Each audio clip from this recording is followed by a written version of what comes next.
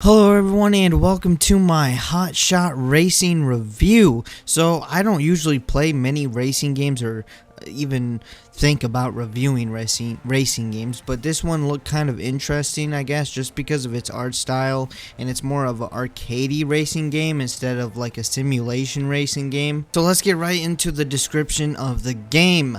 Hotshot Racing is a blistering fast arcade style racing game fusing drift handling, razor sharp retro visuals, and an incredible sense of speed to create an exhilarating driving experience.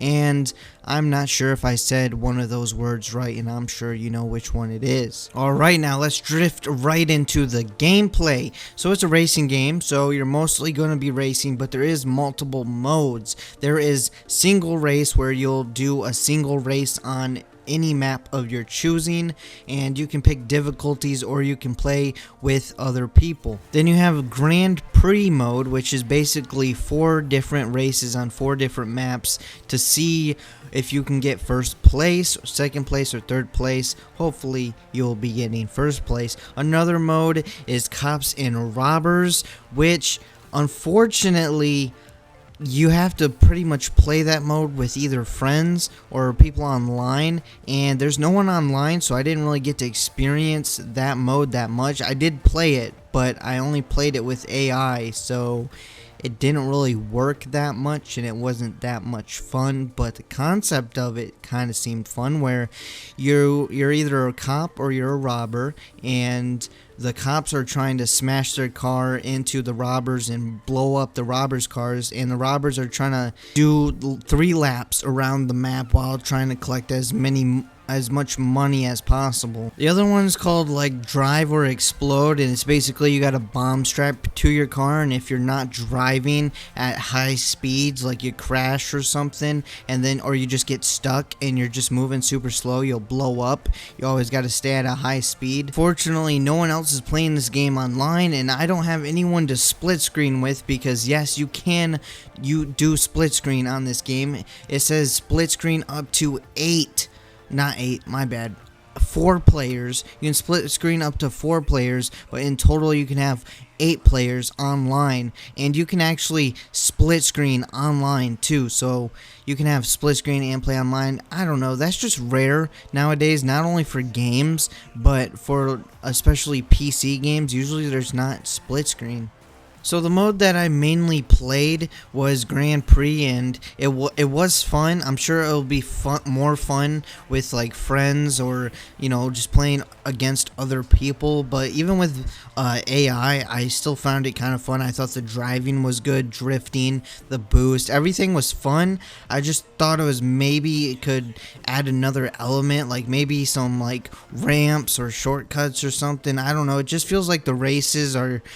Doesn't really matter what map you're on, they just feel pretty similar. But the driving and racing itself feels pretty good, and each time you finish a race, if you get first, second, or third place, you get a different amount of gold, and then you can spend your gold on skins for the characters and the different cars.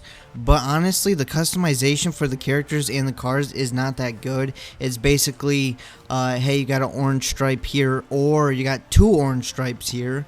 You can't really change the colors on the cars. There's like 3 different color sets, but you can't choose what colors you want to put on your cars or really customize them that well. It's more of a preset things that you get to choose from, and there's not that many options. So I found that after playing a bunch of races, I just had a ton of gold that I didn't even care or bother with spending, because I could care less about the customization, because it doesn't really change the look of the car all that much, and I didn't really get to pick any colors that I wanted.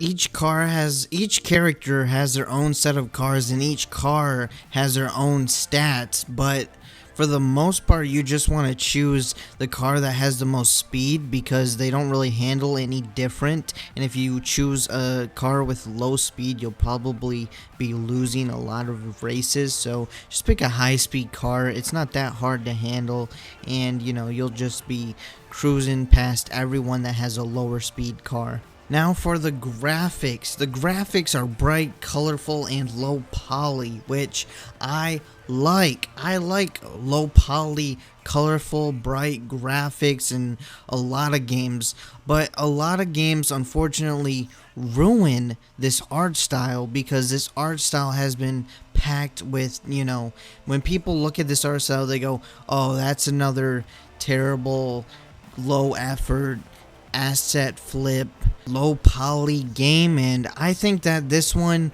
doesn't follow that because I think it looks, not only does it look good, I enjoyed some of the racing. Anyways, I like the art style, I like the graphics. I'm probably always going to be that person that likes low poly, bright and colorful graphics. I just like colorful, bright graphics. Next is the sound design. So sound design, let's start with the music. The music is I mean, it's great for the most part. I mean, I don't really see a problem with the music. It's nothing like amazing that's gonna blow your mind, but it's not bad. So I guess that's a good thing in itself. All the in-game sounds like driving, boosting, nitro, crashing, all those sounds are fine. Crashing in cars, the sound effects, there's no problem with them. And again, having no problems with your sound or music or something is always a good thing, because you don't want someone to say, well, there's this about it and this about it. So I guess saying not much about the sound is a good thing. The characters in the game, they also are all voice acted, and they each have their own lines when you're racing and you do things. So that's a plus. That's always a plus. They got some like racing chatter, which I like, and you know what, the voice actors aren't that bad. The only problem that I had with the audio is the settings. So I had voice and dialogue, or whatever it was called, the character's voice option. I had it at 100%, where the music was at like 80%, and still their voices sounded lower than the music. So maybe make the voices just a little bit louder on 100%. Or just in general, just louder, because the music just kind of makes them sound like they're whispering. So the next part is basically future updates. They said that they're going to be adding new cars, new characters, and new maps, new tracks, new modes, whatever have you. They're going to be adding new stuff to the game, and it's going to be all free. You don't have to buy anything else. So once you buy the game, you'll get all their updates for free. So that and split screen is always a plus. The main problem with this game is two things. One, it needs more content, and the second problem is it says it has controller support, and it does at the main menu, but it pops up and says your controller's working, but then you can't do anything because the controller doesn't work after that. Once you get past the menu, the controller doesn't work. I tried it.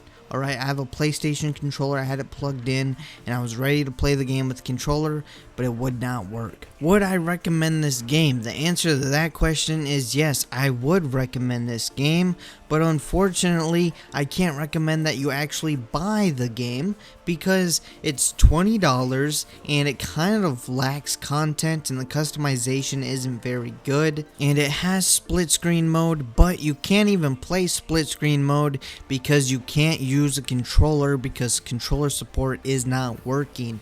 So I think that this is a pass right now, but once they fix controller support and they add some more stuff to the game, maybe some more characters and cars, that doesn't really matter as much as new maps and new modes, and maybe even a whole new customization thing, then I think this game could get recommended. But this game has some issues. But if you watch this video and you've seen some gameplay and stuff, and this game looks fun and you want to play it, wait for a sale. Okay, wait until it's like $10 and then maybe get it. Maybe it'll be worth it then, but just wait until a sale. Don't get this game at $20. Anyways, that's all I got to say for this review, so I hope you guys enjoyed it. If you did, make sure to hit that like button. Leave a comment below. Tell me what you guys think about this video and this game. If you haven't already, hit that subscribe button because you want to be subscribed. And I will see you guys next time.